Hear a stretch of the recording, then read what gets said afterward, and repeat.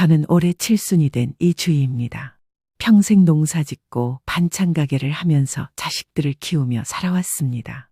어린 시절부터 흙 묻은 손으로 일하는 것이 당연했고, 시집 와서도 해마다 김장철이면 배추 뽑고 무 씻으며 하루를 보냈습니다.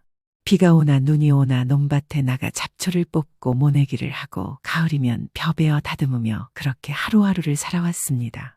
남편이 일찍 세상을 떠난 뒤에는 어린 자식들 손 붙잡고 살기 위해 반찬 가게를 시작했습니다. 새벽 4시만 되면 시장에 가서 채소를 떼와 다듬고 콩나물과 시래기, 멸치볶음, 고추장아찌, 계란말이까지 손이 갈수록 더 팔린다는 마음으로 반찬을 만들었습니다. 그렇게 벌어 하루하루 살아가면서도 아이들 밥 굶지 않게 하겠다는 생각 하나로 버텼습니다. 돈이 많지는 않았습니다. 그래도 아이들이 학용품 사달라 하면 없는 돈에 조금씩 모아 사주었고, 중, 고등학교 수업료가 밀리지 않게 새벽 반찬거리를 더 내놓으며 마련했습니다. 무슨 날이라고 생일 잔치를 해주거나 비싼 옷을 입혀주지는 못했지만 적어도 학교에 보낼 밥값은 꼭 챙겨주었습니다. 애들이 가끔 우리 집은 왜 이렇게 가난하냐 고 투덜댈 때도 있었지만, 그래도 학교 다녀와서 반찬 투정 안 하고 맛있게 먹어주는 얼굴만 봐도 제 마음이 놓였습니다. 그렇게 작은 집 한 채 마련하고 통장에 몇만 원씩이라도 조금씩 모으며 살았습니다. 힘들 때도 많았지만 자식들이 학교 졸업하고 각자 사회에 나가 자리 잡고 결혼해 가정을 꾸릴 때마다 그 모습이 저에게 가장 큰 자부심이었습니다. 저는 돈이 많지는 않아도 내 자식들만은 굶기지 않았고, 그들이 스스로 살아갈 수 있도록 길을 만들어준 게 제 삶의 가장 큰 보람이었습니다. 이번에 칠순이 다가오는데 큰 며느리가 그러더라고요. 어머니, 요즘 경기가 너무 안 좋아요. 잔치는 그냥 가족끼리 밥 먹고 지나가요. 그 말을 들었을 때 속으로 한번 웃었습니다. 아니, 그냥 한숨 비슷한 게 나왔습니다. 서운했습니다. 솔직히 말하면 많이 서운했습니다. 며느리가 시집와서 아이 낳고 키우느라 고생하는 거 모르는 것도 아니고, 요즘 세상살이가 팍팍한 거 저라고 모르겠습니까? 그렇지만 그 말 한마디가 제 가슴을 쿡 하고 찔렀습니다. 환갑 지나고 며느리가 그러더랬어요. 어머니 칠순 때는 꼭 잔치 해드릴게요. 그때는 저희가 한턱 크게 쏘겠습니다. 그때도 저는 잔치 없이 지나갔습니다. 제가 끓인 미역국으로 식구들하고 밥 한 끼 먹고 지나갔습니다. 칠순 때는 꼭 해드리겠다는 말에 기대는 안 했어도 어딘가 마음 한구석에 조그마한 바람이 있었던 모양입니다. 그때 그렇게 온갖 아양을 떨며 어머니, 어머니하고 웃던 며느리 얼굴이 떠올랐습니다. 제가 해준 밥만 달랑 먹고 지나갔던 그 환갑날도 떠올랐습니다. 지금 와서는 경기가 어렵다며 또 그냥 지나가자는 말에 속이 허해졌습니다. 그래도요, 자식은 자식입니다.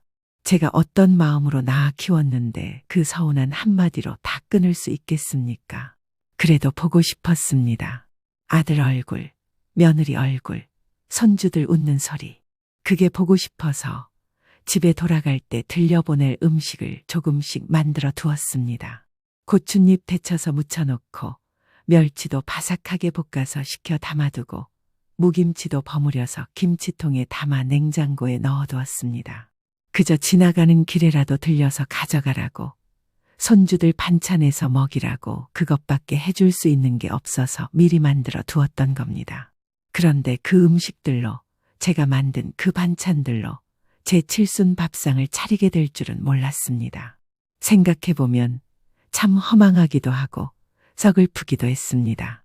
칠순을 앞둔 주말이었습니다. 새벽부터 잠이 깨더라고요.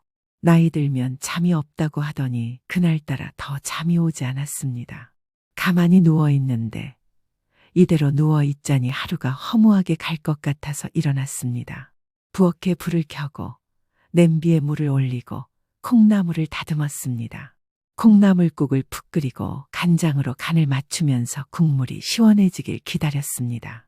그 다음에는 양지를 꺼내 불고기 양념을 해서 재워 두었던 것을 볶았습니다. 지글지글 고기가 익어가면서 간장 향과 파, 마늘 냄새가 주방을 가득 메웠습니다. 그 냄새가 좋아서 한숨 돌리며 잠깐 식탁에 앉아 손주들 생각을 했습니다. 갑자기 전화벨이 울렸습니다. 전화 화면을 보니 셋째 아들이었습니다.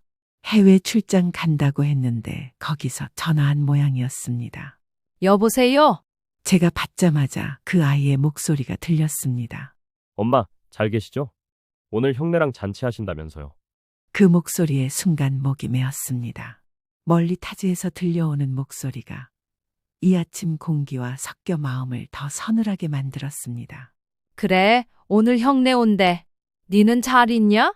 거기는 시차도 다르다며 힘들진 않냐? 제 말에 셋째가 한숨 섞인 웃음으로 대답했습니다. 저는 괜찮아요. 엄마, 죄송해요. 엄마 칠순인데 이번에 출장 일정이 갑자기 잡혀서 형네랑 같이 갔어야 했는데 진짜 죄송해요. 그 말이 귀에 박히는데 괜히 눈물이 핑 돌았습니다. 서운하다기보다는 그 아이의 목소리가 고마워서였습니다. 됐다. 일 잘하고 몸이나 챙겨. 엄마는 괜찮다. 그런데 아이가 잠시 머뭇거리더니 말을 이었습니다. 엄마, 제가 용돈 보냈어요. 형네 오면 맛있는 거 드시고 엄마도 오늘은 행복하게 시간 보내세요. 형수한테도 말씀드려서 맛있는 거 먹으면서 편하게 쉬세요. 그 말을 듣는데 가슴 한 구석이 따뜻해졌다가 다시 시린 바람이 지나갔습니다. 그래, 고맙다. 엄마는 네 마음만으로도 좋다. 전화를 끊고 나서 한동안 핸드폰을 내려놓지 못했습니다. 그 아이가 보내준 용돈이 카톡으로 들어왔다는 알림이 떴습니다. 그 돈이 얼마인지 보는 순간 마음이 더 울컥했습니다.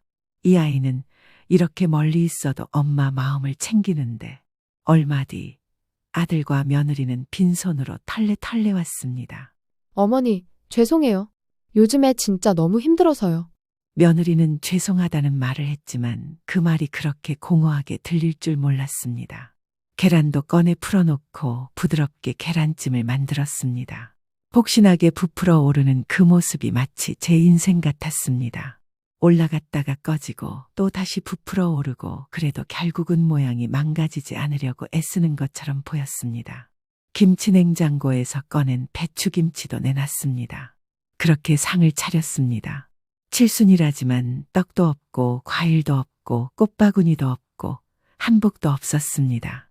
그저 제가 만든 불고기, 콩나물국, 계란찜, 김치 그것으로 차린 밥상이었습니다. 손주들은 들어오자마자 TV를 켜고 만화 영화를 보며 웃었고 저는 그 웃음소리에 마음이 조금 누그러졌습니다. 다 같이 밥을 먹었습니다. 손주들이 불고기를 집어먹으며 할머니 고기 맛있어요 하는데 그 말에 그동안 쌓였던 것이 조금은 풀리는 듯했습니다. 엄마 오늘도 역시 손맛 최고예요. 아들은 밥 2공기를 먹으며 말했습니다. 그렇게 밥을 먹고 커피 한 잔씩 마셨습니다. 그러나 그게 끝이 아니었습니다. 아들과 며느리는 돌아갈 때 냉장고에 미리 준비해 두었던 반찬통, 제가 만들어 놓은 불고기 조금 남은 것, 멸치볶음, 고추잎 무침, 김치까지 양손 가득히 챙겼습니다. 어머니, 이거 저희 가져가도 되죠? 그래, 가져가. 손주들 밥 먹일 때 같이 먹어. 저는 그렇게 말하고 웃었지만 마음 한쪽이 뻥 뚫린 것처럼 시렸습니다. 내 칠순상도 결국 내가 만든 반찬으로 차리고 내 손으로 만든 음식을 들려보내며 끝났습니다. 이렇게까지 살아야 하나 싶다가도 그래도 자식들한테 밥은 먹여야지, 밥이라도 먹여야지 하는 게 엄마 마음이라는 걸 저는 또 깨달았습니다. 며느리는 식탁에 앉아 커피를 마시고 있었습니다. 나는 조용히 부엌에 서서 반찬통에 멸치볶음을 담고 무김치를 담았습니다. 며느리는 핸드폰을 만지작거리더니 시계를 보고는 입을 열었습니다. 어머니, 다음 주말에 뭐 하세요? 왜? 며느리는 입가에 얄팍한 웃음을 띄우더니 휴대폰 화면을 내밀었습니다. 저희 엄마 환갑이에요. 이번에 호텔에서 식사하면서 잔치하려고요. 어머니도 오세요. 순간 손에 들고 있던 반찬통 뚜껑이 떨어져서 텅 소리가 났습니다. 호텔? 네, 가족들이랑 친척들 다 모이기로 했어요. 저는 잠시 아무 말 없이 반찬통 뚜껑을 주워 덮었습니다. 숨이 턱 막혔습니다. 돈 없다고 그러더니 돈이 어디 있어서 그런 잔치를 하니? 며느리는 커피를 한 모금 마시고 담담하게 말했습니다. 조금 모아둔 걸로 하려고요. 내가 돈이 있었다고? 네? 돈 없다고 힘들다고 내 칠순도 밥 한 끼 먹고 지나가자더니 너무한 거 아니니?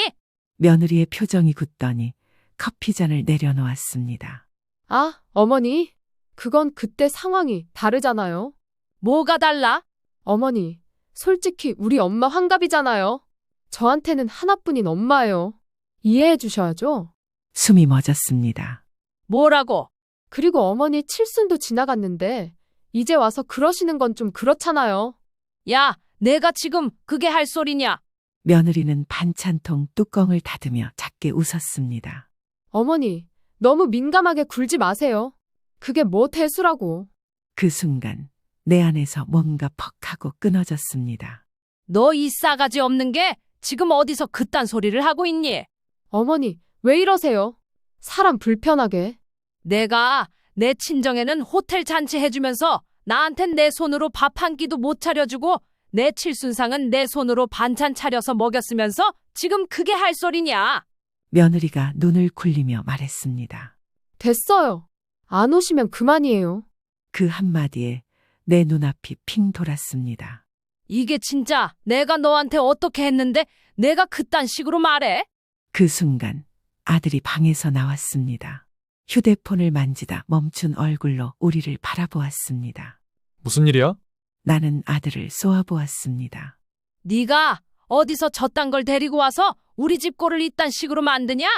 엄마, 무슨 말이야? 며느리는 눈을 치켜뜨며 쏘아붙였습니다. 여보, 어머니가 왜 이러시는 거야? 정말 피곤하게. 피곤하다고? 내가 지금 시어머니한테 그따위로 말해? 저는 주먹을 쥔 손이 떨리는 걸 느꼈습니다. 엄마, 진정해. 진정? 너 이 자리에서 똑똑히 들어. 내 마누라 입에서 나온 말 하나도 빠짐없이 들었지? 네가 데리고 온 여자가 네 엄마한테 어떻게 말하는지 봤지? 아들은 고개를 떨궜습니다. 됐어요. 어머니 안 오시면 그만이라니까요. 안 오실 거면 안 간다 한마디만 하시면 될 걸 왜 이렇게 말이 많으세요? 이러니까 제가 평상시에 전화를 안 하는 거예요. 며느리는 고개를 돌리며 쏘아붙였습니다. 그 순간 제 속에서 뭔가가 팍 하고 끊어졌습니다. 손에 들고 있던 반찬통이 보였습니다. 그 안에는 갓 담근 겉절이가 담겨 있었습니다. 저는 그 반찬통을 멀뚱히 보다가 며느리의 싸가지 없는 표정을 보자마자 더는 참지 못했습니다. 저는 반찬통에 담긴 겉절이를 며느리 쪽으로 힘껏 던졌습니다. 이 싸가지 없는 년아. 겉절이가 담긴 국물이 며느리 옷과 바닥에 와장창 튀었습니다. 겉절이 조각이 며느리의 팔뚝과 바지, 바닥까지 튀었습니다. 어머, 어머니, 지금 뭐 하세요? 며느리가 비명을 지르며 뒤로 물러섰습니다. 그 얼굴에는 놀람과 분노가 뒤섞여 있었습니다. 내가 어디서 시어머니한테 그런 식으로 말해? 내가 사람 새끼냐? 미쳤어요? 지금 이게 뭐 하는 거예요? 여보, 어머니 치매 온 거 아니야? 병원에 좀 데리고 가봐. 미쳤다고? 그래, 내가 날 이렇게 만드네? 내가 시어머니한테 어떻게 이런 말을 하고 이런 꼴을 만드냐? 손이 부들부들 떨렸습니다. 내가 너희 먹여 살리려고 허리 부러져라 일하고 밥 해 먹이고 반찬 해다 바치며 살았는데 내가 와서 이딴 식으로 나를 취급해? 이게 내 엄마 환갑 호텔 잔치 비용 모은 돈이냐? 이게 내가 호텔 가서 잘 처먹으라고 만든 반찬이냐? 며느리는 얼굴이 하얗게 질리며 울먹였습니다. 저는 더 이상 듣고 싶지 않았습니다. 아들이 무언가를 말하려 하자 저는 손을 내저었습니다. 이제 됐다. 니들끼리 알아서 해라. 나는 이제 너희 집구석 일에는 안 낀다. 이제 내 돈, 내 마음대로 쓸 거다. 저는 떨리는 다리로 방에 들어가 가방을 챙겼습니다. 아들이 엄마 하고 부르자 저는 돌아보며 단호하게 말했습니다. 네가 어디서 저딴 걸 데리고 와서 우리 집 꼴을 이딴 식으로 만드냐? 말을 마치자마자 현관문을 열고 나왔습니다. 바람이 얼굴을 스쳤지만 이상하게 가슴이 시원했습니다. 며칠 뒤 제 생일이었습니다. 평생 살면서 생일날 따로 대접받을 일도 없이 살아왔습니다. 그날도 평소처럼 새벽에 일어나 방 안을 쓸고 마당에 나가 시든 화분을 살펴보고 다시 부엌에 들어와 물을 올렸습니다. 머릿속에 그런 생각이 스쳤지만 전화벨은 울리지 않았습니다. 첫째 아들, 며느리에게서 연락은 없었습니다. 며칠 전 그 일 이후로 첫째 집에서 전화 한 통 오지 않았습니다. 반찬통도 안 오고 메시지 한 줄 없었습니다. 저는 주전자 김이 모락모락 오르는 것을 바라보며 그래, 이제 나도 내 마음대로 살자 하고 마음을 다잡았습니다. 그때였습니다. 현관에서 소리가 났습니다.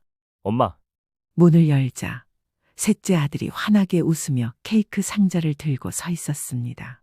뒤에는 둘째 딸이 과일을 들고 서 있었습니다. 엄마, 생신 축하해요. 그 말에 목구멍이 순간 메어왔습니다. 저는 괜히 헛기침을 하며 문을 열어주었습니다. 뭐 하러 이런 걸? 엄마 생일인데 그럼 와야죠. 둘째 딸이 환하게 웃으며 부엌으로 들어와 과일을 꺼내기 시작했습니다. 셋째는 냉장고에서 물을 꺼내 마시더니 저를 바라보았습니다. 저는 식탁 옆 의자에 앉아 있었는데 저도 모르게 시선이 식탁 모서리로 향해 있었습니다. 셋째는 그 시선을 놓치지 않았습니다. 엄마, 무슨 일 있었어요? 뭐 별일 없다. 엄마, 표정이 안 좋잖아요. 둘째 딸도 과일을 씻다 말고 고개를 돌렸습니다. 엄마, 또 형네랑 무슨 일 있었어요? 저는 말없이 고개를 떨궜습니다. 눈물이 핑 돌았습니다. 니들이 뭘 알겠냐? 엄마가 그냥 사는 거지 뭐. 그러자 셋째가 한숨을 쉬더니 제 앞에 앉았습니다. 엄마, 말해보세요. 형수 또 뭐라고 했어요? 저는 결국 눈물을 훔쳤습니다. 너희 형네는 내 엄마 칠순에 불고기 한 번 데워 먹이고 반찬 싸가면서도 돈 없다고 하더니 지네 친정 엄마 환갑에는 호텔 잔치를 하더라. 나보고도 와서 밥 먹고 가라더라. 그 말을 하며 웃으려 했지만 목소리가 떨렸습니다. 내가 뭘 그렇게 잘못 살았냐? 둘째 딸이 달려와 제 손을 잡았습니다. 엄마 잘못한 거 하나도 없어요. 엄마가 어떻게 우리 키웠는데요? 셋째도 제 어깨를 잡으며 말했습니다. 엄마, 잘하셨어요. 그때 그거 형수한테 말한 거 진짜 잘하셨어요. 이제 형네 신경 쓰지 말고 엄마 마음대로 사세요. 저는 고개를 떨군 채 잠시 숨을 골랐습니다. 눈물이 뚝뚝 떨어졌지만 이번에는 속이 후련했습니다. 둘째 딸이 테이블에 케이크를 올리고 초를 꽂았습니다. 엄마, 오늘은 그냥 엄마 생일이에요. 엄마가 살아온 날, 우리한테는 가장 소중한 날이에요. 셋째가 초에 불을 붙였습니다. 엄마, 소원 빌어요. 작은 불빛들이 저를 바라보고 있었습니다. 그 불빛이 자식들 눈망울처럼 보였습니다. 저는 두 손을 모으며 속으로 소원을 빌었습니다. 이제는 내 인생, 내 마지막을 내 마음대로 살겠습니다. 더 이상 서운해하지도 더 이상 원망하지도 않겠습니다. 그리고 초를 후 불었습니다. 작은 연기가 하늘로 올라갔습니다. 그 연기를 바라보며 제 마음속 한 구석에 걸려있던 매듭 하나가 풀려나가는 기분이 들었습니다. 며칠 전 칠순이 지나갔습니다. 셋째 아들과 둘째 딸이 케이크를 들고 와서 촛불을 켜주고 노래를 불러주고 엄마, 이제는 엄마 마음대로 사세요라고 말해주던 그날 이후 저는 매일 거울을 보며 마음을 다잡았습니다. 그래, 이제는 내 마지막은 내 마음대로 살자. 그러던 어느 날 오후였습니다. 문 밖에서 초인종을 누르는 소리가 났습니다. 문을 열자 첫째 아들이 서 있었습니다. 그 얼굴이 잿빛이 되어 있었습니다. 엄마, 저는 이미 느낌이 왔습니다. 왜? 아들은 머리를 극적이며 집 안으로 들어왔습니다. 식탁 앞에 앉으며 한숨을 길게 내쉬었습니다. 엄마, 저 이번에 좀 급하게 돈이 필요해서. 저는 말없이 냄비를 닦고 있었습니다. 아들은 눈치를 보더니 말을 이었습니다. 엄마, 저희 집 담보대출 연체가 돼서 이번에 안 막으면 집이 넘어간대요. 저는 걸레를 행주거리에 걸고 고개를 들었습니다. 그래서 아들은 고개를 숙였습니다. 엄마, 조금만 이번 한 번만 도와주세요. 이거 막고 나면 다시는 안 그러겠습니다. 순간 속에서 피가 거꾸로 솟는 것 같았습니다. 아들이 고개를 들었습니다. 네가 내 마누라랑 내 앞에서 뭐라 했는지 기억 안 나냐? 아들은 입을 다물었습니다. 돈 없다며? 힘들다며? 내 칠순에는 내 손으로 밥 한 끼 못 해주고 반찬 싸가면서도 미안하단 말 한마디 없던 게 너희다. 내 마누라는 호텔 잔치 벌이며 나보고도 와서 밥이나 먹고 가라더라.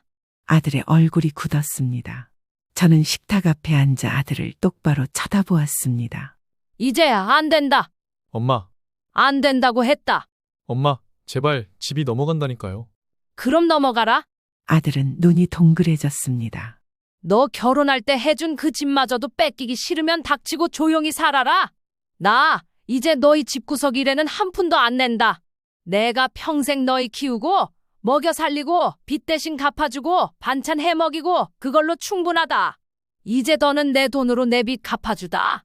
나도 살던 집 뺏기고 길바닥에 나 앉을 수는 없다. 아들은 입을 열다 닫았습니다. 나가라. 엄마, 나가라고 했다. 아들은 주춤거리더니 결국 말없이 현관문을 열고 나갔습니다. 문이 닫히자 저는 숨을 크게 내쉬었습니다. 손이 떨리고 다리가 후들거렸지만 이번엔 마음이 단단했습니다. 그날 저녁 저는 통장을 꺼냈습니다. 그리고 집문서, 농지문서를 꺼냈습니다. 다음날 은행에 가서 통장을 해지하고 새 계좌로 옮겼습니다. 변호사 사무실에 들러 유언장을 최종 정리했습니다. 제 재산은 둘째 딸이랑 셋째 아들에게 전부 상속합니다. 변호사가 물었습니다. 다른 자녀분은요? 저는 고개를 저었습니다. 사인을 마치고 나와 하늘을 올려다보았습니다. 구름 사이로 해가 비쳤습니다. 바람이 불어와 머리칼을 스쳤지만 이번에는 춥지 않았습니다. 이제야 알았습니다. 평생을 일해 모은 이 돈, 이 집, 이 땅이 결국 누구의 것이 되는지가 아니라 마지막에는 저를 위해 쓰는 것이 가장 값진 일이라는 것을 이제는 더 이상 서운해하지 않겠습니다. 이제는 더 이상 원망하지 않겠습니다. 이제는 내 인생, 내 마지막을 내 손으로 지키며 살겠습니다. 그게 평생을 살아온 저 자신에게 주는 마지막 선물이라는 것을 깨달았습니다. 저는 올해 66입니다. 평생 아들 하나만 바라보며 살림하며 살아온 여자입니다. 남편은 제 나이 40이 되기도 전에 병으로 세상을 떠났습니다. 그때부터 저는 그저 생존을 위해 그리고 아들을 위해 살았죠. 허름한 식당에서 새벽마다 나가 일했고 설거지부터 청소, 가게 문 닫기까지 손에 물 마를 날이 없었습니다. 손톱에 물이 들고 손바닥이 갈라져도 저는 아들 하나만 생각하며 버텼습니다. 겨울이면 찬바람 부는 시장 골목을 뛰어다녔고 여름이면 뜨거운 불 앞에서 국을 끓이면서도 늘 입가엔 우리 지훈이 밥값은 해야지 라는 말이 붙어 있었습니다.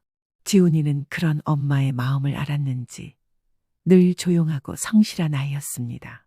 친구들처럼 놀러 다니거나 게임에 빠지는 일도 없이 묵묵히 책을 들여다보던 아이였죠.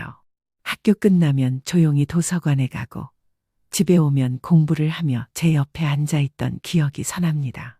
저는 그 아이의 등을 쓸어주며 그래, 이 아이 하나만 잘 되면 나는 이 삶으로 족하다고 생각했습니다. 그렇게 아들은 장학금을 받아 대학에 진학했고 졸업 후에는 안정적인 직장에 취직했습니다. 사내에서 성실하다는 평가를 받고 승진도 빨랐습니다. 그 모습을 볼 때마다 저는 세상을 다 가진 듯한 마음이 들었습니다. 내 자식 하나는 세상에 부끄럽지 않게 키웠다는 자부심이 제 삶의 가장 큰 보상이었죠. 그러던 어느 날 아들이 여자친구를 집에 데려왔습니다. 말투도 공손하고 표정도 밝고 예의 바른 아이였습니다. 첫인상은 나쁘지 않았습니다. 아들은 저를 앉혀놓고 말했습니다. 엄마, 저 결혼하고 싶습니다. 그 순간 저는 무언가 복잡한 감정이 교차했습니다. 이제야 홀가분하게 살 수 있겠구나 싶기도 했고 한편으로는 이제 내 품에서 진짜 떠나는구나 싶은 서운함도 들었습니다. 하지만 자식의 앞날이 우선이니 웃으며 말했습니다. 그래, 좋은 인연이면 잘 살아봐라. 엄마는 그게 제일 좋다. 그리고 결혼 준비를 도와주었습니다. 살림살이도 하나하나 챙겨주었고 신혼집 보증금에도 손을 보탰습니다. 가진 거라곤 집 한 채밖에 없었지만 그마저도 대출을 안고 일부를 마련했습니다. 이 정도 해주면 애들끼리 살아가면서 고마워하겠지 싶었습니다. 그런데 그게 참 제 착각이었는지도 모르겠습니다. 신혼여행을 다녀온 후 며느리의 태도는 말로 표현하기 어려울 만큼 달라졌습니다. 처음엔 단순한 피로감이나 일시적인 감정 기복이라고 생각했습니다. 아무리 해도 낯선 환경에 적응하려면 시간이 필요하다는 생각도 들었죠. 하지만 변화는 너무 확연하고도 뚜렷했습니다. 명절 때조차 얼굴을 보기 힘들었습니다. 명절 당일에 오는 것도 아니고 다음 날이나 그 다음 날 겨우 얼굴을 비치며 바쁘다, 피곤하다, 일정이 있다며 슬쩍 피해가기 일쑤였습니다. 그럴 때면 저는 속으로 그래, 젊은 애들 사정이 있겠지 하고 애써 넘겼습니다. 하지만 어쩌다 들른 날조차 제대로 된 대화 한마디 없고 눈도 마주치지 않는 모습을 볼 때면 마음 한켠이 서늘해졌습니다. 어느 날은 집에 온 며느리가 제 앞에 앉자마자 휴대폰만 들여다보며 말했습니다. 어머님, 저 이따가 30분 뒤엔 나가봐야 해요. 친구들이랑 약속 있어서요. 식사도 마치지 않은 채 일어나려는 모습을 보며 저는 말없이 수저만 내려놓았습니다. 그날은 상이 참 허전하게 느껴졌습니다. 말수도 줄고 연락도 뜸해졌습니다. 며느리의 생일에 선물 하나 챙겨보내도 답장이 없고 사진 한 장 보내오지 않았습니다. 그 모든 무심함이 쌓여갈수록 저는 점점 제 자리를 잃는 듯한 기분이 들었습니다. 그러던 어느 날 참 뜻밖의 연락이 왔습니다. 며느리에게서 전화가 걸려온 겁니다. 평소에 먼저 연락을 해오는 일이 거의 없던 아이였기에 벨소리가 울릴 때부터 왠지 모르게 심장이 덜컥 내려앉는 기분이 들었습니다. 어머님, 오늘 날씨 참 좋죠? 혹시 점심 괜찮으세요? 제가 괜찮은 식당 하나 예약했는데 같이 식사하실래요? 순간 귀를 의심했습니다. 전화를 건 사람이 정말 우리 며느리가 맞나 싶을 정도였죠. 평소엔 명절이나 생일에도 카톡 한 줄로 끝내던 아이였는데 먼저 식사를 제안하다니 무슨 바람이 분 건가 싶었지만 혹시나 그동안의 거리감이 조금씩 좁혀지는 건 아닐까 하는 기대도 없진 않았습니다. 그래, 그럼 점심쯤에 보자꾸나. 전화기를 내려놓고 저는 오랜만에 화장을 했습니다. 얼굴에 분 바르는 손이 어쩐지 어색했습니다. 마음 한켠이 괜히 들떠있던 것도 사실이었죠. 약속 장소는 시내 한복판에 있는 고급 레스토랑이었습니다. 평소 제가 감히 들어가 본 적 없는 곳이었습니다. 예약된 창가 자리에는 이미 며느리가 와 있었고 화사한 원피스에 명품 가방을 맨 채 활짝 웃으며 저를 맞이했습니다. 어머님, 여기에요. 오는 길 힘드셨죠? 그녀의 얼굴엔 해사한 미소가 걸려 있었고 목소리는 어딘지 유난히 경쾌했습니다. 의자에 앉자 며느리는 미리 주문해 두었던 코스 요리를 설명하며 메뉴를 넘겼습니다. 음식이 나올 때마다 제 접시에 직접 덜어주며 살갑게 말도 붙였습니다. 어머님 요즘 TV 보세요? 세상 맛집이라는 프로그램 아세요? 거기 나오는 배우 닮으셨어요. 진짜예요. 그 순간 저는 웃는 얼굴로 수저를 들고 있었지만 속으로 중얼거렸습니다. 얘가 왜 이러지? 단 한 번도 저렇게 살갑게 군 적 없는 며느리였기에 오히려 이런 모습이 낯설고 불안했습니다. 말끝마다 어머님은 역시 다르시다. 어머님 같은 분은 처음 본다는 칭찬을 덧붙이는 것도 어딘지 어색하게 느껴졌습니다. 마음 한구석에선 이미 짐작이 들었습니다. 이건 단순한 화해의 제스처가 아니겠구나. 뭔가를 부탁하러 나를 불렀구나. 평소 연락 한 통 없던 며느리가 고급 식당에서 접시까지 덜어주며 식사하는 이유가 단순한 관계 회복일 리 없다는 생각이 머릿속을 떠나지 않았습니다. 식사를 마치고 집에 들어서자 며느리는 저를 따라 조심스레 안방으로 들어섰습니다. 거실도 아닌 주방도 아닌 굳이 안방. 두 손을 무릎 위에 곱게 올린 그녀는 한참을 머뭇거리다 조용히 입을 열었습니다. 어머님 오늘 이렇게 시간 내주셔서 정말 감사해요. 사실 식사 자리 만든 것도 그렇고 이렇게 불쑥 연락드린 것도 다 드릴 말씀이 있어서였어요. 저는 조용히 고개를 끄덕였습니다. 그 순간 그녀의 목소리는 점점 작아졌고 눈빛은 초조함으로 흔들리고 있었습니다. 사실은요, 카드값이 조금 밀렸어요. 처음엔 정말 조금이었는데 지금은 한 5천 정도. 그 말을 들은 순간 저는 멍한 채 그녀의 얼굴만 바라봤습니다. 5천? 5천만 원이라고 지금 말한 거니? 그녀는 고개를 끄덕였습니다. 입술을 깨문 채 얼굴은 창백하게 질려 있었고 손끝이 달달 떨리고 있었습니다. 그걸 어디에 그렇게 썼는데? 생활비는 지훈이랑 둘이 벌어서 쓰고 있잖아. 그 말에 며느리는 움찔했습니다. 그러다 조용히 입을 열었습니다. 처음엔 명품 가방이었어요. 친구들이 다 갖고 있어서 딱 한 번만 사보자 했던 게 시작이었어요. 옷도 몇 벌 사고 화장품도 좀 사고 지은이한텐 말 안 하고 제 카드로 결제했는데 한도가 다 찼더라고요. 그래서 다른 카드로 돌려막기 하다가 눈덩이처럼 불어버렸어요. 그 말에 저는 속이 확 끓었습니다. 명품 가방이 시작이었다니. 말 한마디 없이 남편 몰래 그렇게 쓴 돈이 쌓여서 지금 내 앞에 와 손을 벌리고 있는 건가. 그래서 그걸 나더러 갚아달라고? 그녀는 또 한 번 고개를 끄덕였습니다. 눈가엔 눈물이 맺혀 있었고 떨리는 손끝으로 제 손을 붙잡으려 했습니다. 어머님 진짜 이번 한 번만 도와주세요. 지은이에겐 제발 말씀하지 마시고요. 제가 어떻게든 갚을게요. 지금은 진짜 무서워서 그래요. 지은이 성격 아시잖아요. 저는 그 말을 듣고서 입술을 꾹 다물었습니다. 그리고 속으로 되뇌었습니다. 그래, 오늘 점심값 그 친절한 미소, 접시에 덜어주던 손길, 전부 다 이 말 한마디 하려고 깔아둔 수작이었구나. 저는 말없이 창밖을 바라봤습니다.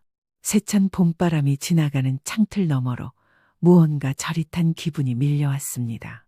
멀리 지나가는 사람들, 불빛이 스민 거리 풍경이 한없이 낯설게만 느껴졌습니다. 며느리의 눈빛에는 애원과 함께 은근한 강요가 섞여 있었습니다. 겉으로는 무릎이라도 꿇을 듯 울먹였지만 그 안엔 선 넘지 말라는 위협이 깃들어 있었습니다. 저는 조용히 입을 열었습니다. 내가 오늘 나랑 점심 먹자고 한 이유가 이거였구나. 내게 이런 부탁하려고 웃는 얼굴로 나와준 거였어? 며느리는 당황한 듯 고개를 숙였습니다. 정말 죄송해요, 어머님. 저도 이렇게까지 될 줄은 몰랐어요. 근데 진짜 무서워서 지은이가 알면 그 순간 저는 손을 들어 그녀의 말을 막았습니다. 됐어. 이제 핑계도 연기도 그만해. 무서웠으면 애초에 시작을 하지 말았어야지. 며느리의 얼굴이 굳었습니다. 저는 말을 이었습니다. 명품 가방? 옷? 그건 그저 핑계야. 허영이야. 내가 선택한 거고 책임도 내 몫이야. 그걸 지금 나한테 넘기려고 웃고 떠들고 연기하고 거짓말을 한 거야. 난 그런 계산적인 사람 참 싫어. 그 말에 며느리의 눈빛이 달라졌습니다. 눈물이 쏙 들어가고 대신 차가운 기색이 맺혔습니다. 하지만 저는 멈추지 않았습니다. 그리고 지훈이한테 말 안 하겠다는 건 내가 정할 수 있는 문제가 아니야. 이건 부부의 일이 아니라 이미 가족을 기만한 일이야. 내가 너 도우면 넌 고마운 척하면서도 평생 날 우습게 볼 거야. 그리고 내가 도와주지 않으면 오늘처럼 울고불고 하면서 내 잘못을 남 탓으로 돌리겠지? 저는 마지막으로 이렇게 말했습니다. 일주일 줄게. 그 안에 너 스스로 해결해. 남편한테 말하든 친정에 말하든. 나는 더 이상 너 같은 애한테 손 내밀지 않아. 난 내 엄마가 아니야. 그리고 너도 내 딸이 아니니까. 며느리는 아무 말 없이 입술을 꾹 깨물었습니다. 눈빛은 순식간에 싸늘해졌고 손가락은 테이블 아래서 덜덜 떨리고 있었습니다. 됐어요. 그럼 저도 이혼을 하던 제가 할 수 있는 선에서 하겠습니다. 그녀의 말은 예의 있었지만 그 속엔 분명한 적개심이 묻어 있었습니다. 그리고 그 순간 저는 직감했습니다. 이 아이 반드시 이 말을 품고 돌아가겠구나. 언젠가 되갚겠다는 마음으로 저는 자리에서 천천히 일어섰습니다. 그날 밤 낯선 서운함이 깃든 전화가 걸려왔습니다. 엄마, 지금 잠깐 통화돼요. 목소리부터가 평소의 지훈이와는 달랐습니다. 무언가 꾹꾹 눌러 담고 있는 느낌. 하지만 그 아래 감정은 명확했습니다. 짜증 그리고 분노. 그래, 무슨 일이야? 저는 아무렇지도 않은 척 대답했지만 고지어 돌아온 아들의 말에 가슴이 철렁 내려앉았습니다. 엄마, 민서가 많이 속상해 하더라고요. 엄마가 점심 먹으면서 좀 심하게 말하셨다면서. 순간 머릿속이 복잡해졌습니다. 심하게 말한 게 뭐였지? 차라리 솔직하게 빈 얘기를 했다고. 그런 기대는 단칼에 부서졌습니다. 엄마가 민서한테 그런 말 했어요? 어떤 말? 허영스럽다. 너는 계산기만 두드리는 사람이다. 지훈이 너한텐 너무 과분하다. 뭐 이런 식으로요. 민서가 거의 울면서 그러던데요. 제 입술이 떨렸습니다. 그건 지훈아, 사실이 아니야. 엄마가 그런 말 한 적 없어. 그럼 엄마가 한 말은 뭐예요? 왜 민서가 자꾸 같은 여자로서 너무했다고 말하는데? 뭐가 그렇게까지 상처가 된 거예요? 순간 깨달았습니다. 며느리는 자신의 문제를 감추기 위해 저를 잔소리 많은 시어머니로 만들어 놓은 거였습니다. 그 눈빛, 그날 점심자리에서 보이던 묘한 웃음이 떠올랐습니다. 진심을 내보인 게 아니었구나. 그 애는 이미 이 판을 짜놓고 있었던 거였습니다. 지훈아, 너는 지금 아내가 엄마 욕을 했고 그 말을 고지고대로 믿는 거니? 그게 아니라 그냥 왜 엄마가 자꾸 민서가 뭐 좀 사거나 꾸미는 거 가지고 얘기하시는지. 솔직히 엄마가 우리 가정 일에 너무 개입하시는 것 같기도 하고. 가정일? 지훈아, 엄마가 내 가정에 뭐 개입했니? 근데 민서는 엄마가 되게 싸늘했다고 하던데요. 지금 엄마가 며느리를 몰아붙인 것처럼 느꼈대요. 참 얄궂었습니다. 진짜 문제는 5천만 원의 카드 빚인데 며느리는 그 얘긴 감추고 마치 시어머니의 태도가 문제였다는 식으로 아들에게 떠넘기고 있었습니다. 지훈아, 민서가 너한테 카드 빚이 얼마라고 얘기했니? 카드빚? 그런 얘기는 안 하던데요. 그래, 그럴 줄 알았다. 그게 민서야. 진짜 문제는 숨기고 겉으로는 상처받은 사람처럼 굴지. 엄마한테 먼저 연락해서 도와달라고 하고 내 얘기는 절대 하지 말라고 신신당부하더니 지금 와서 엄마가 가해자인 것처럼 만든 거야. 카드빚이 뭐 얼마길래요? 아들의 물음에 저는 잠시 침묵했습니다. 그 짧은 순간에도 수많은 생각이 머릿속을 스쳐갔습니다. 내가 말해도 되나? 말해봤자 또 둘이서 오해라며 덮어버릴 텐데. 하지만 더는 나만 참고 넘기기엔 너무도 뻔한 기만이었습니다. 지훈아, 너희 부부 일이다. 그 돈, 너한테 말 안 하고 나한테 먼저 얘기한 순간부터 이미 답은 정해졌어. 이건 내가 나설 일이 아니다. 니들 둘이 해결해. 아들은 아무 말도 하지 못했습니다. 말이 막혔다는 건 이미 크다는 걸 알아버린 증거였죠. 엄마, 미안해요. 미안하단 말보다 네가 이제부터 뭘 할지나 생각해. 딱 잘라 말한 뒤 저는 전화를 끊었습니다. 그날 밤 거실 불도 안 켜고 조용히 앉아 있었습니다.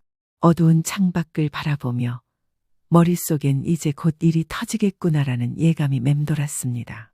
그리고 그 예감은 틀리지 않았습니다. 다음 날 아침 시계 바늘이 8시를 막 넘었을 무렵 초인종이 요란하게 울렸습니다. 단순한 딩동이 아니라 거의 두드리다시피 울리는 방식이었습니다. 불안한 마음에 문을 열자 역시나 서 있는 건 며느리였습니다. 머리는 헝클어져 있었고 눈가는 부어 있었으며 손에는 휴대폰을 꽉 움켜쥐고 있었습니다. 어머님, 어떻게 그러실 수가 있어요? 현관을 막 넘어오며 들이닥치는 기세였습니다. 저는 한 발 물러섰습니다. 뭘 그렇게 소리치고 그래? 무슨 일이야? 이 아침부터? 무슨 일이냐고요? 어머님이 지훈이한테 말해서 어젯밤 완전 난리 났어요. 그 돈 제가 해결하려고 했는데 아직 정리 중이었는데 어머님이 굳이 그걸 민서야, 너 먼저 나한테 와서 얘기했지? 지훈이한테는 절대 말하지 말아달라고 무릎 꿇을 기세로 부탁했잖니? 그럼 너도 너대로 해결했어야지. 근데 무슨 해결이었니? 아들한테는 한마디도 안 하고 오히려 엄마를 몰아붙인 시어머니로 만들어? 며느리는 이성을 잃은 얼굴로 외쳤습니다. 아니, 그건 어머님이 저를 너무 몰아붙이셔서. 같은 여자로서 어떻게 그럴 수가 있냐고요. 저 진짜 이혼할 거예요. 저한테 이러신 거 지훈이한테도 다 말할 거예요. 어머님이 어떻게 저를... 그 말을 들은 순간 저는 무표정하게 휴대폰을 꺼냈습니다. 그래? 그럼 너도 이건 들어봐. 그 자리에서 저장된 녹음기를 켰습니다. 그때 제가 느꼈던 이상함 때문에 평소처럼 켜뒀던 녹음 앱. 그 안에는 며느리의 말이 또박또박 담겨 있었습니다. 솔직히 처음엔 명품 가방이었어요. 딱 한 번 갖고 싶은 게 있어서요. 그게 시작이었고 옷도 몇 벌 사고 지훈이한테는 말 안 하고 제 카드로 샀는데 한도 찼더라고요. 그래서 급하게 다른 카드로 돌려막기 하다가 지금은 눈덩이처럼 불었어요. 며느리는 녹음된 자신의 목소리를 듣자마자 입을 틀어막았습니다. 어머님, 그걸 녹음하신 거예요?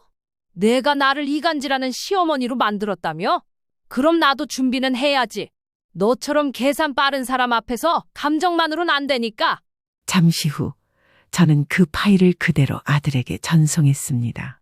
지훈아, 어제 내가 엄마한테 했던 말 다시 생각해보렴? 이게 엄마의 본심이 아니라 너희 아내의 진심이야. 며느리는 주저앉아 울기 시작했습니다.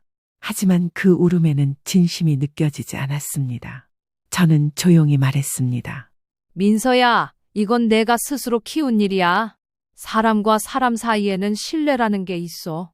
그걸 무너뜨리면 돈이든 말이든 아무것도 안 남아. 넌 지금 내 스스로 모든 걸 무너뜨린 거야. 그날 아침 저는 더는 감정을 쓰지 않았습니다. 그저 제 할 말을 하고 주방으로 돌아가 따뜻한 물을 끓였습니다.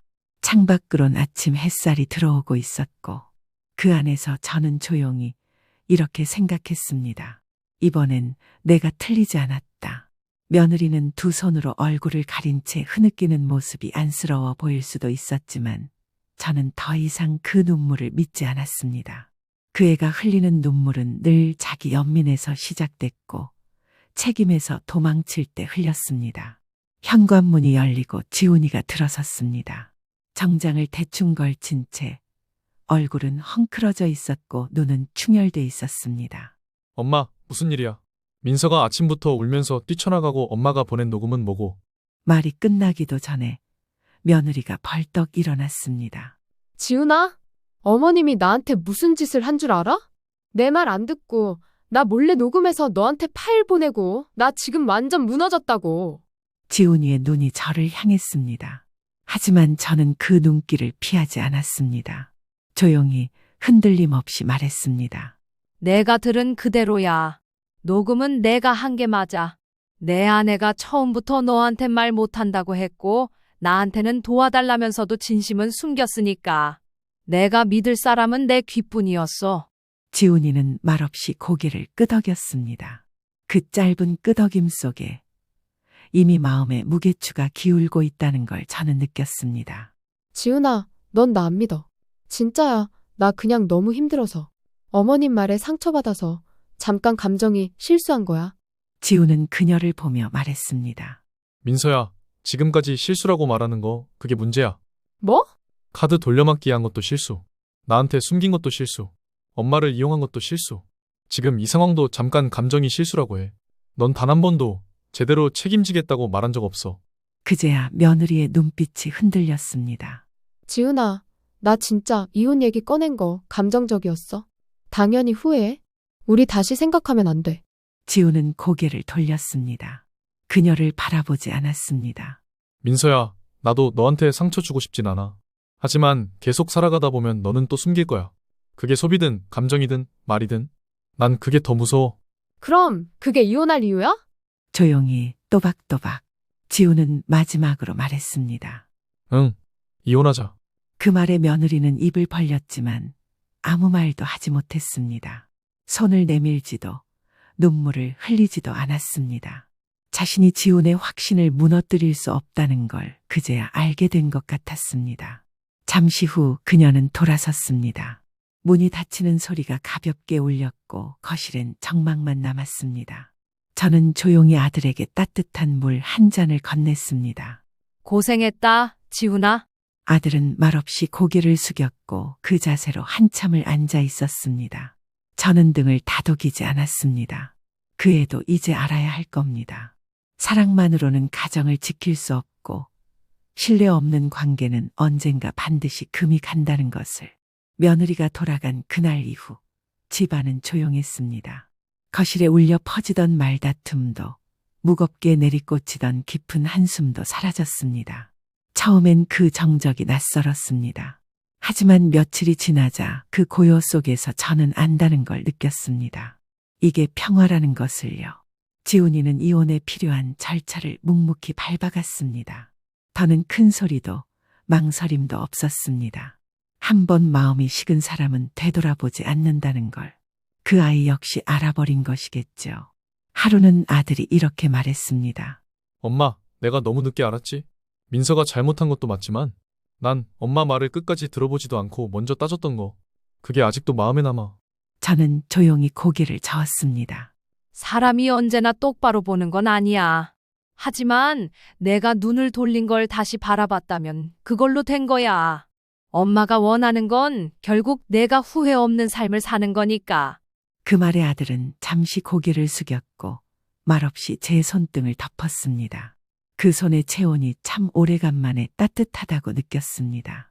요즘 저는 집 근처 시장을 한 바퀴 돌고 돌아오는 산책을 즐깁니다. 작은 마트에서 제일 싱싱한 콩나물 한 줌을 고르고 내가 먹고 싶은 만큼만 반찬을 만들고 밥을 지을 땐 쌀 위로 물을 붓는 그 소리마저도 여유롭습니다. 누군가의 비위를 맞추기 위해 반찬을 고르던 시절은 지나갔습니다. 명절상을 차려도 고마움 하나 못 듣던 시간도 이젠 없습니다. 햇살 좋은 날이면 창가에 화분을 두고 그 앞에 앉아 묵은 책을 꺼내 읽습니다. 하루가 길지도 짧지도 않습니다. 그저 딱 내가 감당할 만큼의 시간이 지나갑니다. 이제 저는 압니다. 내가 누구의 엄마이기 전에, 누구의 시어머니이기 전에 한 사람의 이름을 가진 나였다는 것을요. 그걸 잊지 않기 위해 매일 아침 거울 앞에서 인사합니다. 오늘도 너답게 살아. 누구에게도 휘둘리지 말고. 그리고 이제야 진짜 제 삶을 살고 있습니다. 안녕하세요. 저는 올해 70이 넘은 김영자입니다. 몸은 예전 같지 않아도 마음만은 여전히 분주합니다. 저는 매달 한 번씩 아들 집에 갑니다. 딱히 누가 오라 한 것도 아닌데 늘 그렇게 제 발로 갔습니다. 손주가 있다는 이유만으로 누군가를 돕고 있다는 착각 속에서 스스로를 위로하며 말이죠. 며느리는 맞벌이를 합니다. 아이를 돌볼 사람이 없다는 이야기를 들은 후로는 일부러 장을 보고 과일이며 간식거리까지 싸들고 아들네 집에 가는 게 하나의 의무처럼 되어버렸습니다. 어쩌면 제 스스로가 그 집안의 일원이 되고 싶었던 걸지도 모릅니다. 필요로 되는 사람이 되고 싶었겠죠. 그날도 여느 때처럼 집 앞 마트에서 바나나와 방울토마토, 아이가 좋아하는 젤리까지 챙겼습니다. 손주가 좋아할까 싶어 손수 튀긴 고구마 튀김도 반찬통에 담았죠. 현관 비밀번호는 여전히 바뀌지 않았길래 조심스레 문을 열고 들어갔습니다. 할머니 왔다. 제 목소리에 손주는 금세 뛰어나왔습니다. 환하게 웃으며 제 무릎에 안기던 그 모습이 얼마나 사랑스러웠는지 모릅니다. 그 순간만큼은 고단한 몸도 서운했던 마음도 다 녹아내리는 듯했죠. 하지만 며느리는 달랐습니다. 현관에 나와 있던 며느리는 안녕하세요. 한마디 던지고는 서둘러 가방을 챙겨 나갔습니다. 눈도 제대로 마주치지 않았습니다. 그래도 저는 바쁜가 보다 싶어 했어 넘겼습니다. 늘 그래왔으니까요. 저 사람이 나를 불편해해도 나는 참아야 한다고. 손주를 보기 위해서는 그 집의 공기를 참고 견뎌야 한다고. 그날은 평소보다도 유독 분주한 하루였습니다. 저녁 시간이 되고 손주가 짜증을 부리더니 저를 노려보며 팔을 퍽 때렸습니다. 한두 번이 아니었습니다. 처음엔 실수겠거니 했지만 아이는 점점 더 대담해졌고 결국엔 제 팔을 3번이나 때렸습니다. 손의 힘도 제법 실렸고 그 눈빛이 마치 내가 뭔데 하는 듯해 보였습니다. 저는 더는 웃으며 넘기지 않았습니다. 아이를 제 무릎 앞에 앉히고 차분히 말했습니다. 사람을 손으로 때리면 안 된단다. 특히 어른한테 그러면 절대 안 돼. 그러자 아이는 울음을 터뜨렸습니다. 아이가 우는 소리에 놀라서였는지 현관문 밖에까지 들리는 아이의 울음소리에 며느리는 퇴근하자마자 문을 열고 들어오며 큰 소리로 말했습니다. 어머니, 애한테 대체 뭘 어떻게 하신 거예요? 저는 순간 당황했지만 차분하게 설명하려 했습니다. 하도 때리길래 혼 좀 냈어. 손으로 때리는 건 안 된다고 알려주려고. 요즘 세상에 애한테 그런 식으로 가르치면 큰일 나는 거 모르세요? 어머니 세대처럼 그렇게 키우는 거 진짜 구시대예요. 며느리는 말끝마다 어머니, 어머니 하면서도 목소리는 점점 더 높아졌고 얼굴엔 명확한 불쾌함이 서려 있었습니다. 저는 가만히 서 있었습니다. 억울함과 서운함이 뒤엉켰습니다. 그때까지도 저는 그래도 우리 아들은 다를 거라고, 내 편이 돼줄 거라고 믿고 있었습니다. 하지만 며느리와 함께 들어온 아들은 소파에 앉아 멍하니 있다가 마침내 고개를 들고 담담하게 말했습니다. 어머니, 오늘은 그냥 돌아가시는 게 좋겠어요. 애가 좀 불안정한 것 같아서요. 지금 이 밤중에 나보고 나가라고? 네, 그게 맞는 것 같아요. 택시 불러드릴게요. 그 말을 듣는 순간 숨이 턱 막히는 것 같았습니다. 가슴 한복판이 철렁 내려앉는 기분이었습니다. 그렇게까지 쉽게, 그렇게까지 무정하게 말할 줄은 몰랐습니다. 그러자 며느리가 덧붙였습니다. 애한테 트라우마 생기면 책임지실 거예요? 무슨 시대에 그런 훈육을 하세요? 도와주신 건 감사하지만 이제 좀 선 넘지 마셨으면 좋겠네요. 선을 넘었다고 그 말에 저는 할 말을 잃었습니다. 그 순간 깨달았습니다. 나는 이 집에서 고마운 사람이 아니라 패끼치는 존재가 되어 있었구나. 그들은 내가 뭘 해도 결국은 우리 삶에 끼어든 외부인 취급을 하고 있었던 겁니다. 그래, 나갈게. 문을 나서며 신발을 신는 손이 떨렸습니다. 대신 오늘 이 일 너희 후회할 거다. 현관문을 닫는 순간 눈물조차 나지 않았습니다. 택시를 타고 오는 내내 손주가 처음 엄마 없이 저한테 안겨 울던 날이 생각났습니다. 그 작은 손, 그 따뜻한 체온, 이제는 다 헛것이 되었죠. 다음 날 휴대폰을 열어 손주 사진을 하나하나 삭제했습니다. 유치원 발표회, 생일 케이크 앞에서 웃던 얼굴 다 지웠습니다. 울컥했지만 멈추지 않았습니다. 그리고 매달 자동이체로 보내던 300만 원 용돈도 해지했습니다. 몇 년을 꼬박 빠짐없이 보냈습니다. 아플까봐, 부족할까봐, 쪼들릴까봐 그런 마음 하나로 보낸 돈이었습니다. 하지만 그 300만 원으로 돌아온 건 따뜻한 말 한마디도 고마움도 아닌 모욕과 배신이었습니다. 그들은 그 돈을 당연한 걸로 여겼습니다.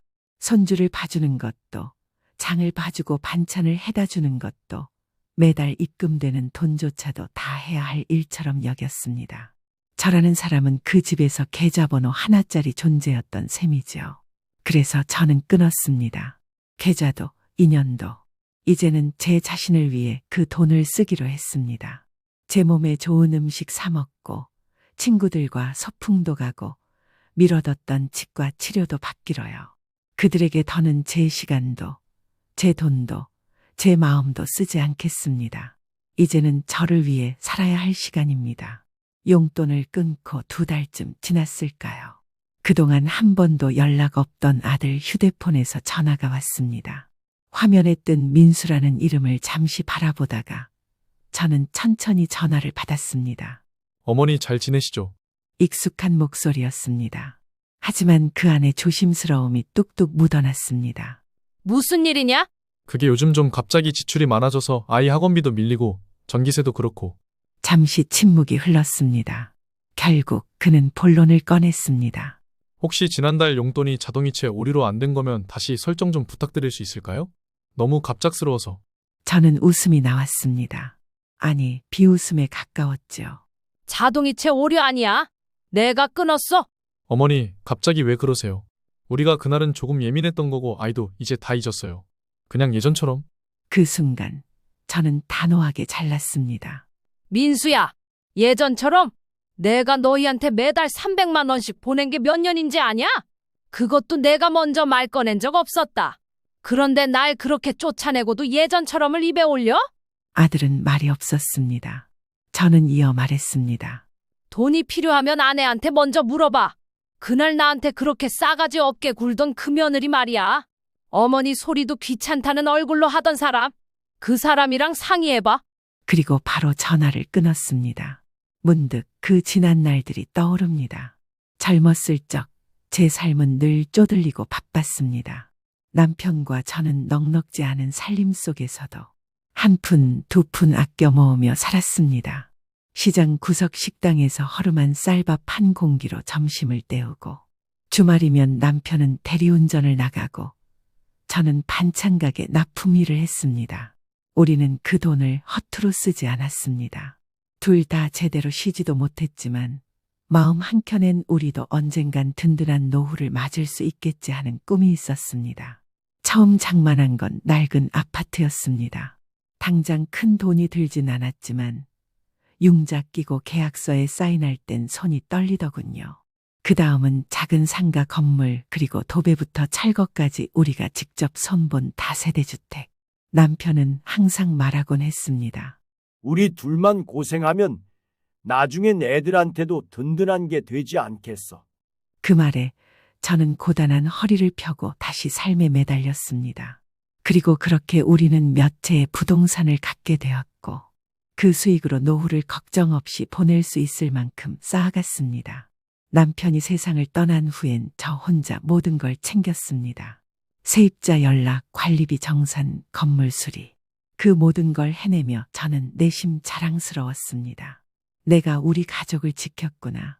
내가 이렇게 버텨냈구나. 그런데 결국 제가 그토록 지켜온 그것들이 제 손주 앞에서 뺨을 맞고 원망의 대상이 되리라곤 상상도 하지 못했습니다. 그날 저녁 누군가 문을 두드렸습니다. 현관 앞엔 아들이 서 있었고 그 뒤로 며느리가 고개를 푹 숙인 채 따라와 있었습니다. 아이는 데려오지 않았더군요. 어머니, 죄송합니다. 그날은 저희가 경솔했어요. 아내도 많이 반성하고 있고요. 며느리는 아직도 입을 열지 않았습니다. 저는 가만히 그녀를 바라봤습니다. 입으로 하는 반성은 필요 없어. 돈 끊기니까 잘못했다 죄송하다. 내가 계속 용돈 보내고 있었으면 연락도 없을 거 아니었니? 아니에요. 그날은 정말 아들은 입술을 깨물며 고개를 떨궜습니다. 부모라는 이유로 당연하게 기대하지 마라. 이제부터 너희는 내 인생에 없는 사람이다. 며칠 전에는 아들이 손주를 억지로 데리고 왔습니다. 현관문 앞에서 초인종을 몇 번이나 눌렀습니다. 인터폰 화면에 비친 손주의 얼굴은 평소처럼 해맑았지만 옆에 선 아들 얼굴은 다급했고 민망함도 가득했습니다. 어머니, 애가 할머니 보고 싶다고 해서요. 그냥 잠깐이라도 얼굴만 보여주세요. 그 말에 마음이 흔들릴 법도 했지만 저는 문을 열지 않았습니다. 이젠 예전처럼 눈빛 하나, 말 한마디에 흔들릴 나 자신을 지키고 싶었습니다. 민수야, 애 앞세우지 마라. 보고 싶으면 내가 감당할 일부터 먼저 정리해.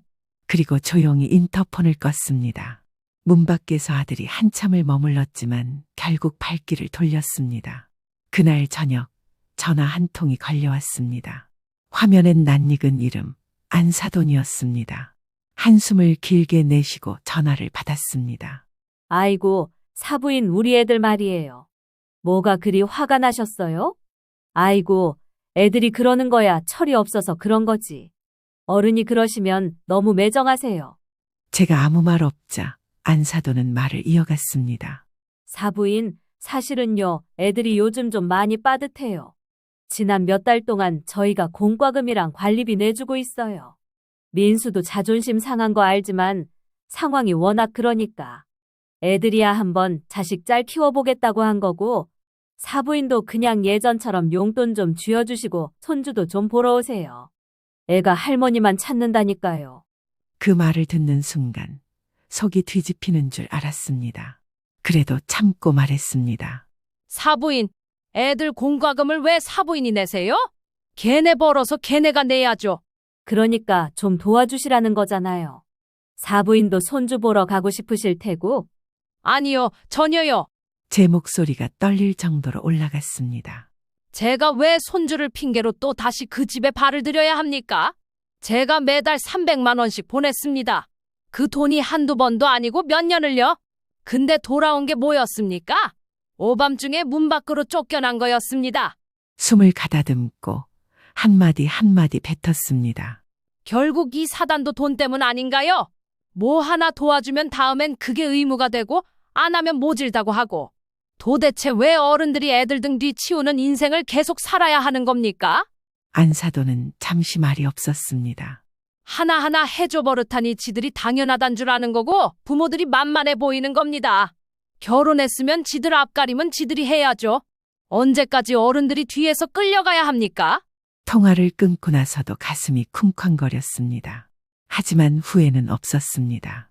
저는 저 자신을 지키기로 했으니까요. 이제는 누구의 어머니도 누구의 사부인도 아닌 김영자로 살겠습니다. 내 손주가 보고 싶다고 해도 그 마음 하나로 과거의 모욕까지 덮을 수는 없습니다. 사랑이라는 이름으로 모든 것을 감당하던 시절은 끝났습니다. 며칠 전 세 주고 있던 아파트를 팔고 잔금을 돌려줬습니다. 그걸로 저는 수십 년을 함께한 건물도 전세를 주고 있던 소형 아파트도 죄다 팔아버렸습니다. 계좌에 들어온 돈을 보며 이상하게 눈물이 나지 않았습니다. 그토록 애지중지하며 지켜온 것들인데 하나도 아깝지가 않았습니다. 이제 진짜 끝내야 할 때라고 생각했습니다. 자식이라는 이름에 질질 끌려다닌 제 인생의 굴레를 여기서 도려내야 했습니다. 그런데 어제 저녁 현관 벨이 울렸습니다. 문을 열자 아들이 헐레벌떡 서 있었습니다. 얼굴이 창백했고 손은 덜덜 떨리고 있었습니다. 어머니, 진짜 다 파셨어요? 건물도, 아파트도 다. 그래, 다 정리했어. 왜요? 왜 그런 짓을 해요? 당장은 몰라도 나중에 엄마 돌아가시면 그건 결국 다 제 건데 그걸 왜 멋대로 팔아버려요? 그 말에 저는 순간 귀를 의심했습니다. 지금 뭐라고 했냐? 아니, 내 말은 어머니가 갖고 계신 그 부동산들 결국 다 저한테 상속될 건데 그렇게 다 팔아버리면. 아, 그래서 온 거냐? 그걸 왜 팔았냐고? 내 앞으로 넘어올 거였는데 그걸 왜 날려버리냐고? 제 목소리가 떨렸습니다. 분노로 경멸로. 민수야, 너 진짜 사람 마음이 어떻게 이럴 수 있니? 내가 아픈 허리 붙잡고 시장에서 장사하며 한 푼 두 푼 모아 산 건물이고 내가 노후 대비하려고 악착같이 아껴서 마련한 아파트다. 근데 너는 그걸 엄마 죽고 나면 내 거라고 생각했어? 아들은 아무 말도 하지 못하고 입술만 달싹였습니다. 저는 그를 똑바로 바라보며 말했습니다. 너한텐 가족이 뭐냐? 살아있는 엄마는 무시하고 내 가족 기분 나쁘면 내쫓고 죽고 난 뒤에 남는 돈만 당연히 내 거로 생각하는 내가 정말 내 자식이 맞긴 하니? 그제야 아들의 표정에 당황이 섞이기 시작했습니다.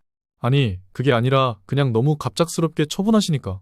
그래, 갑작스럽게 했어. 왜냐면 너희가 나를 갑작스럽게 문 밖으로 내쫓았으니까. 그날부터 나도 마음 접었어. 내가 나한테 그랬듯이. 아들은 입을 꾹 다물더니 한참 후에 이렇게 말했습니다.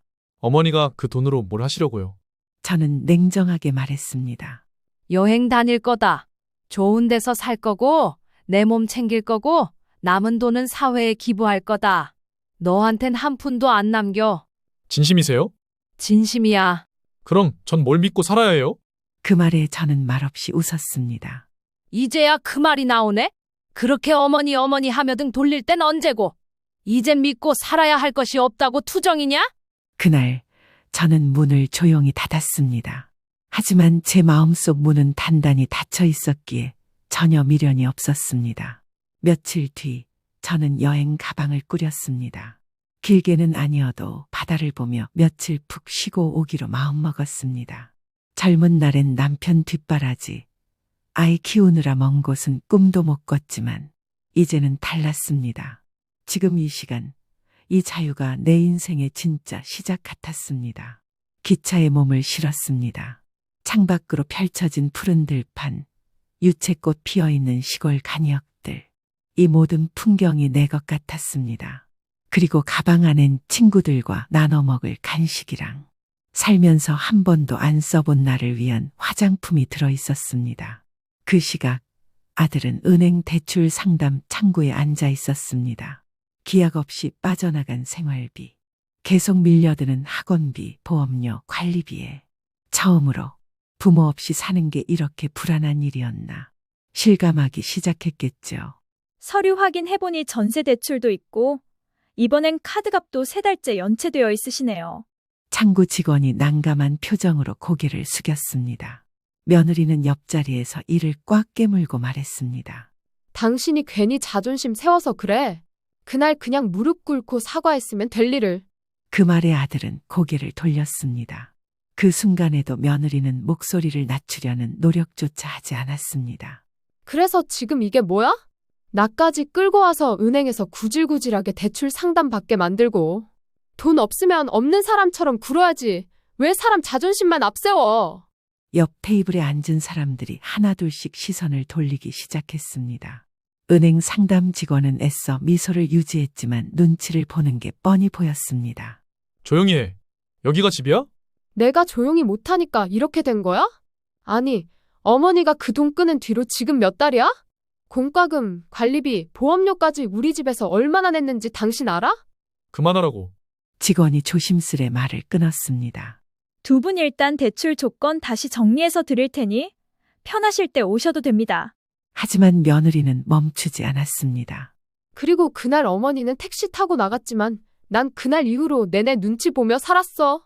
그렇게 큰 건물도 있고 아파트도 몇 채나 있다더니 결국 다 팔아버리고 지금은 자기만 잘 살겠다. 무슨 이런 이기적인 노친네가 다 있어? 아들은 며느리의 팔을 붙잡고 일어섰습니다. 나가자. 제발 그만하자. 아들은 주변의 시선을 견디지 못하고 며느리를 끌다시피 은행을 나섰습니다. 문이 닫히기 직전까지도 며느리의 말이 이어졌습니다. 결국 당신 엄마 우리 버린 거야.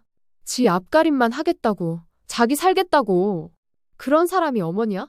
그리고 그날 밤 아들은 거실 소파에 멍하니 앉아 어머니가 매달 300만 원씩 넣어주던 그 통장의 기록을 다시 들여다봤습니다.